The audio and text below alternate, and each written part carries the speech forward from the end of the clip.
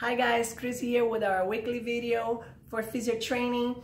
Going back to our neck issues. Last week I talked to you guys about neck problems and a lot of people shared my video, so I'm assuming this is a common problem out there. So the first thing that we need to talk about continuing our progress here is to remind you that if you do not fix the posture of your neck, if you continue to look on your phone like this, if you continue to drive and talk to people like this, you will not improve. So that is the first thing you need to do for your neck.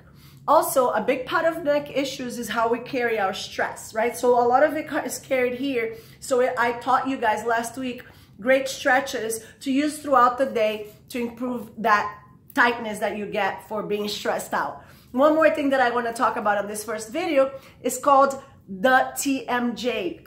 This right here, your mandible. When you lock it and you grind it because you're upset, that's going to affect your neck. Okay? All right, guys. So now we have talked about the TMJ, which stands for temporomandibular joint. And a lot of us have something called the disorder of the TMJ, okay, which is grinding and locking your teeth and being really, really tight here, which causes a tightness that comes all around to the back of your head to your neck. So one of the things that we need to do is to improve that. Make sure that you are not clenching your teeth when you're driving, when you're watching a movie, when you're upset. And if you are, I'm about to show you something that is really funky, but it works really well. So what you want to do is, if you are in common, if you commonly do that, and if you're always locking your jaw, take the tongue, put the tip of your tongue on the back of your front teeth, close your mouth, and let your mandible drop. And just by doing that while you're driving, while watching TV, you will stop this pain. All right, guys. So as far as the neck is concerned, okay, so once you address the postural issues and you now want to continue strengthening because last week you did those exercises, I want to teach you something interesting. So, you know, a lot of times we don't realize that our traps, as I had showed you on my model here, right, the superficial muscles of the neck, they're very tight and they also need some strengthening. Not only the little ones that we do this way, but with the shrugging. So the one thing that I want to tell you is about shoulder shrugs. The number one thing I want to tell about shoulder shrugs, ladies and gentlemen, is that you are not to shrug up or forward. The shrug is slightly back, okay, as if you're squeezing the back of your neck with your shoulder blades. So you are shrugging and lifting and then bringing it back down. Okay, so one more time, I'm going to turn around so you can see it. You're going to shrug it, pinch, and come back. Okay, so you're doing this exercise, which is called shoulder shrugs. You can call them I don't cares. You can call them all kinds of stuff. But you want to do that about 3 sets of 15 reps. Again, to get sort of like the blood flow into that area and start shrugging. But do it correctly, not how you see it done out there. Okay?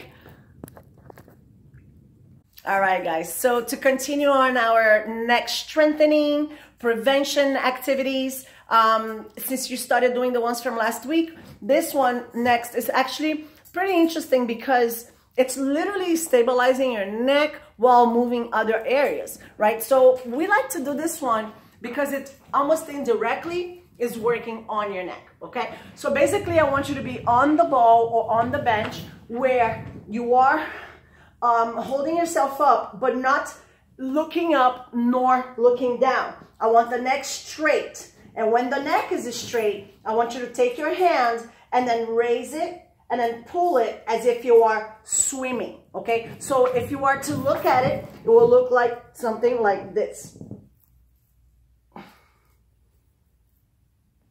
Now, do not, again, look up, because that will squeeze back here, or look down, that's going to strain back here. Keep it steady, okay?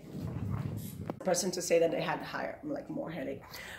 Hi, I'm back. What's up, guys? All right, so last exercise that I want to give to you for the neck is going to be a progression of what we recently did last week, okay? So this is for those who may need the neck a little bit more than others, like maybe you're a fighter, maybe you run, maybe you need the neck strength to be there for you than most of us average people.